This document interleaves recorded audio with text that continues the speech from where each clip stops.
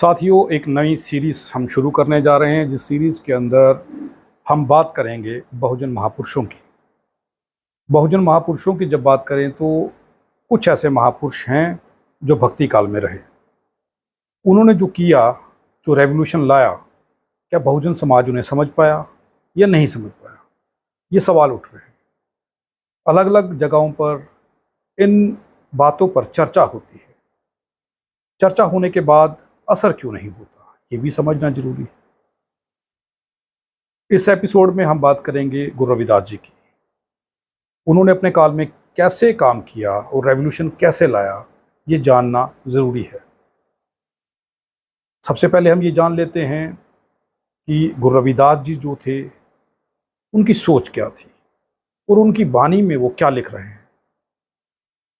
गुरु रविदास जी की वाणी को और उनकी सोच को समझने के लिए आज हमारे इस प्रोग्राम में, जिनसे हम जानने की कोशिश करेंगे, श्यामलाल बसंत जी हैं। बहुत बहुत स्वागत है सर हमारे प्रोग्राम में। गुरु रविदास महाराज जी को लोग रूहानी तरीके से देखते हैं और उनकी जो देन है समाज को, वो हम नहीं भुला सकते। और जो वो करना चाहते थे, जो उनके विचार थे, जो उनकी सोच थी, क्या रूहानी तरीके से मानने से उनके विचारों को समाज समझ पा रहा है या कहीं कमी है जो गुरु रविदास महाराज के दिखाए हुए मार्ग पर समाज नहीं चल पा रहा? देखो, बहुत ही उम्दा आपने जो क्वेश्चन किया है संसार जी। इस विषय में कहना चाहूँगा कि सतगुरु रविदास जी महाराज की जो विचारधारा है, बहुत ही स्पष्ट एक वैज्ञानिक विचारधारा है और यूनिवर्सल विचारधारा है। लेकिन हम कुछ समझने में हमारी एक कमी रही है समाज की, चाहे बहुजन समाज की बात करें, कि कमी रही है कि हम पूरा उनको समझ नहीं पाए, अपने संत महात्माओं को समझ नहीं पाए हैं कि हमने हमेशा उनको एक रूहानी रहबर मान के ही यहीं पर बात खत्म कर दी है। लेकिन सतगुरु रविदास जी महाराज एक बहुत बड़े वैज्ञानिक हुए हैं और बहुत बड़े सामाजिक योद्धा हुए हैं। उन्हें एक बहुत बड़ी सामाजिक लड़ाई लड़ी, पूरे समाज के लिए, पूरे बहुजन के लिए बहुत बड़ी लड़ाई लड़ी। उस बात को हम नहीं, क्योंकि काशी में रहकर सिर्फ उन्होंने रूहानी लड़ाई नहीं, उन्होंने एक सामाजिक लड़ाई लड़ी, अपने समाज के लिए बराबरी की जो लड़ाई लड़ी, उस पहलू को हम भूल जाते हैं जी। अक्सर उसके ऊपर हम बात नहीं करते हैं। हम सिर्फ और सिर्फ हम एक रूहानी जो अपना उनको रहबर मानते हैं, लेकिन बहुत बड़े वो सामाजिक योद्धा लड़े हैं, सामाजिक बहुत बढ़िया और बहुत ही बड़े उन्होंने कष्ट भोगे हैं। यहाँ पर सवाल ये उठता है कि रूहानी रूप में तो लोग देख रहे हैं, हाँ। लेकिन जो उन्होंने तसीहे बर्दाश्त किए, जो सजाएं उनको दी गई, जिस तरीके से उन्होंने मुश्किलातों का सामना किया लेकिन मूवमेंट को नहीं छोड़ा, वो क्रांतिकारी उस सोच को लेकर के चलते रहे। हाँ। वो मैं जानना चाहता हूँ कि किस तरीके की उस समय की वो हालात थे जब उन्हें तसीहे दिए जा रहे थे, जब वो सजाएं काट रहे थे, और तब भी उस मोमेंट को लेकर के समाज को जगाने के लिए चल रहे थे। सतगुरु रविदास जी महाराज का जो रहा कि उन्होंने कभी समाज के, उन्होंने अपनी कभी हिम्मत नहीं हारी, चाहे राजाओं के सामने पेश होना पड़ा, उनके तदीये जो वो उनका सामना करना पड़ा। हम सिकंदर लोधी की बात करें, राजा नागरमाल की बात करें, राजा पीपा की बात करें, उन्होंने आप अंदाजा लगाइए, वो सामाजिक लड़ाई लड़के उन्हें साबित करके दिखाया है कि जो हमारा जो समाज है, ये भी, इन्हें भी बराबरी का हक है, इन्हें हर चीज का मतलब हक है, बराबरी का। जैसे राजा नागरमाल की बात करें, राजा नागर उनके दरबार में उन्हें मतलब पेश होना पड़ा, उन्हें बुलाया गया वहां पर। लेकिन आज आप देखें, वही आज नतीजे हैं कि आज अगर आप काशी में जाएंगे, राजा नागरमाल के जो दरबार थे, जो उनकी महल थे, आज वो खंडरात हैं। लेकिन जो गंगा नदी के किनारे आप नीचे से लेकर ऊपर तक जाएंगे, गुरु रविदास महाराज के खूबसूरत भवन बने हुए हैं, खूबसूरत घाट वहाँ पर बने हुए हैं। तो आज भी दर्शाती है कि सतगुरु रविदास जी महाराज की जो विचारधारा थी, क्या विचारधारा थी। हम उनको अंधविश्वास की साइड ना लेके जाएं। हम कहते हैं कि गुरु रविदास जी महाराज ने उल्टी गंगा बहा दी। ये जो उल्टी गंगा बहाने वाली बात है, हम ये हमने देखा कि पानी जा रहा है, उत्तर की ओर जा रहा है, लेकिन सतगुरु रविदास जी महाराज का जो विचार था वो ये था कि उस समय की जो विचारधारा थी, जो हमारे अगेंस्ट थी, बहुजनों के अगेंस्ट थी, उस विचारधारा को उन्होंने उल्टा उन्होंने कर दिया।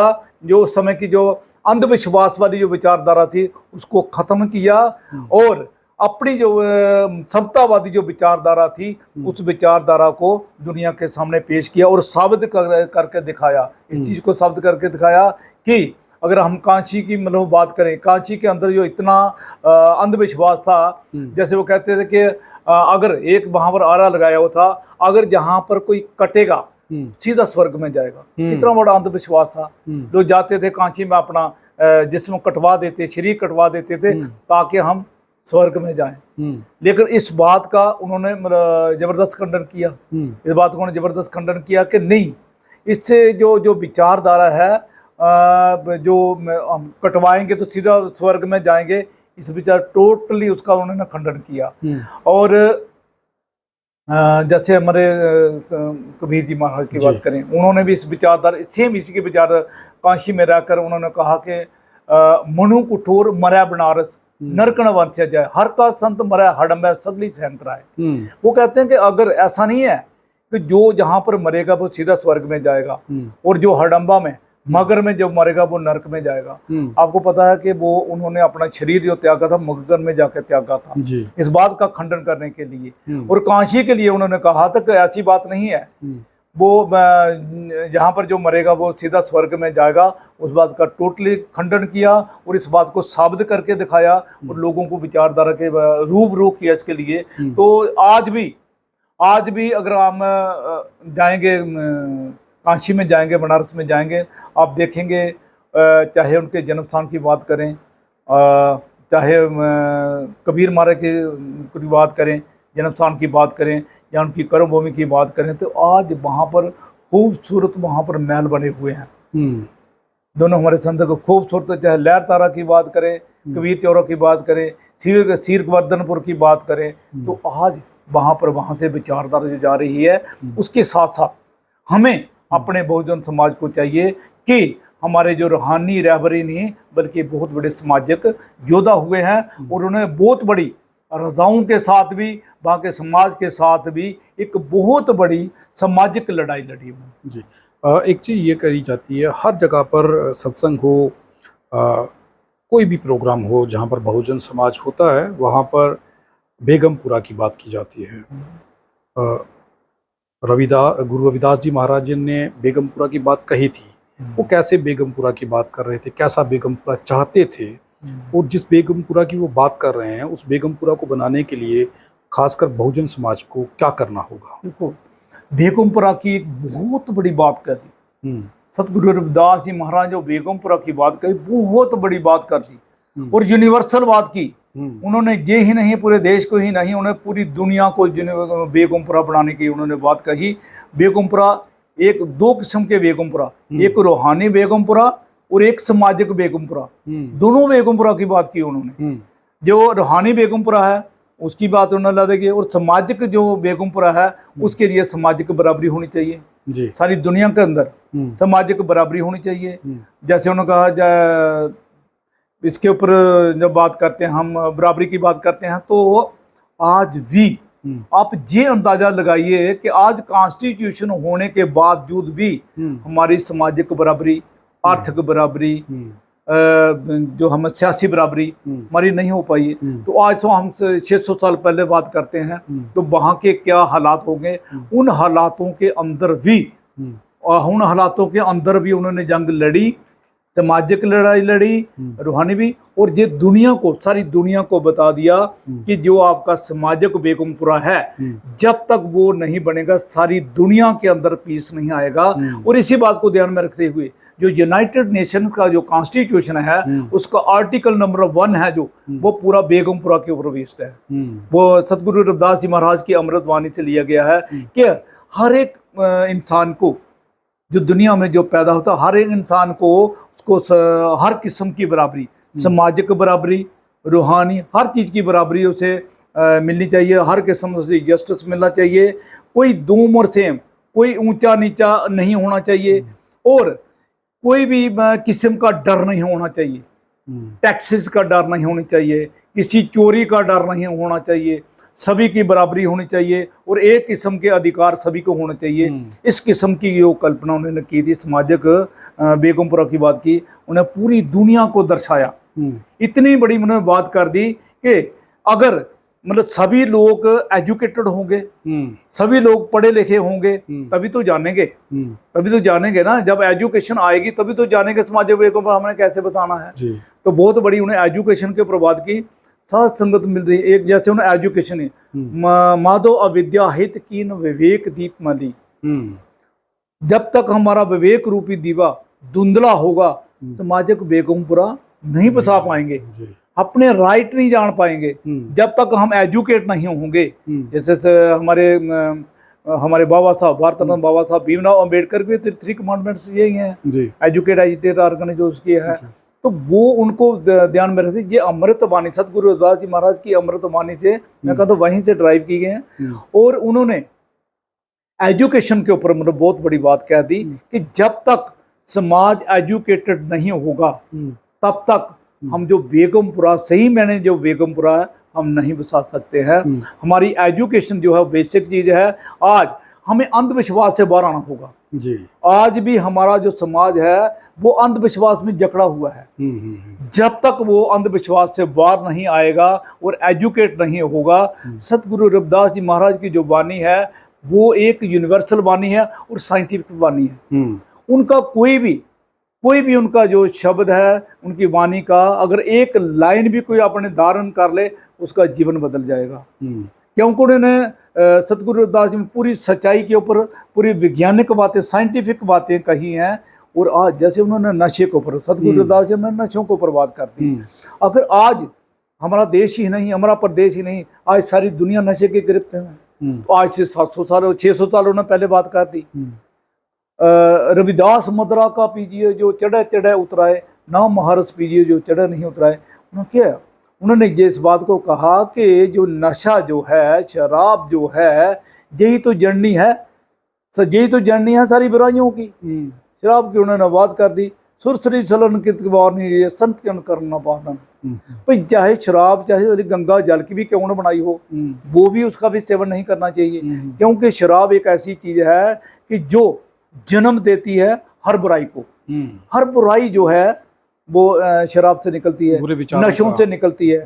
आज हमारा देश की बात करें, दुनिया की बात करें, आज सबसे बड़ी जो आज का जो मैसेज है हमारे गुरुओं का, रहबरों का जो मैसेज है कि हमें नशों से अपनी जनरेशन को बचा के रखना है। बहुत बड़ी बात आज से 600 साल पहले बात कर दी। और आज हमें इस बात को महसूस हो रहा है कि हमारे बच्चे नशों की ओर ना जाएं। बहुत बड़ा चैलेंज है, क्योंकि किसी मुल्क को कमजोर करना हो, वहां का युवा कमजोर कर दो, वहां नशों में डाल दो। हमारे जो पड़ोसी मुल्क है उनका भी यही काम है। बड़ी बड़ी खेपें जो है उसकी मतलब नशे की आ रही हैं, और हमारा यूथ जो है नशे में जा रहा। आज भी हमारे प्रदेश की बात करें 16 से 17 लाख जो नशे की चपेट में है। तो बहुत बड़ा चैलेंज आज हमें सारी दुनिया को जो फेस करना पड़ रहा है, वो बात सतगुरु रविदास जी महाराज से 600 साल पहले कह दी थी, सतर्क कर दिया था कि हमें इन चीज़ों से बचना होगा। तभी एक स्वच्छ जो है और हेल्दी और अच्छा पढ़ा लिखा समाज होगा, वही बेगमपुरा समाज बेगमपुरा का बसाएगा। बहुत बहुत धन्यवाद श्यामलाल जी हमारे साथ बात करने के लिए। सवाल अब ये है कि जब बहुजन महापुरुषों ने 600 साल 700 साल और गौतम बुद्ध तो कई हजार साल पहले ये सारी चीज़ें कह गए हैं, गुरु रविदास जी ने नशे से बचने के लिए कहा, शिक्षा प्राप्त करने के लिए कहा और यूनाइट होके रहने की बात कही। सवाल ये है कि बहुजन समाज को ये समझ क्यों नहीं आ रहा। बाबा साहब भीमराव अंबेडकर भी सदा ये कहा करते थे कि यूनाइट होके रहो। कांशीराम साहब भी ये कहा करते थे। अब भी कई ऐसे नेता हैं जो बहुजन समाज की चिंता कर रहे हैं, वो भी इस बात को लेकर के चल रहे हैं कि बहुजन समाज को नशों से दूर रहना होगा, शिक्षा प्राप्त करनी होगी और यूनाइट होके रहना होगा। लेकिन इन तीनों बातों पर बहुजन समाज अमल नहीं कर रहा। जो हालात हम देख रहे हैं, अगर अपने रहबरों को, अपने गुरुओं को बहुजन समाज सिर्फ पढ़ ले तो मुझे लगता है कि बदलाव आ सकता है और बहुजन समाज को, अपने रहबरों को, अपने गुरुओं को, गुरु रविदास जी को, उनकी वाणी को पढ़ना चाहिए ताकि उन्हें समझ आ सके कि उनके महापुरुष कई सौ साल पहले से उनको सतर्क कर रहे थे कि तुम्हें जिंदा रहने के लिए क्या करना होगा। आप देखते रहें आरटीआई इंडिया न्यूज़, लोकतंत्र का पहरेदार, ताकि हम पहुंचा सकें आप तक वो खबरें जो आप तक नहीं पहुंचती या फिर जो नहीं पहुंचाई जाती। धन्यवाद।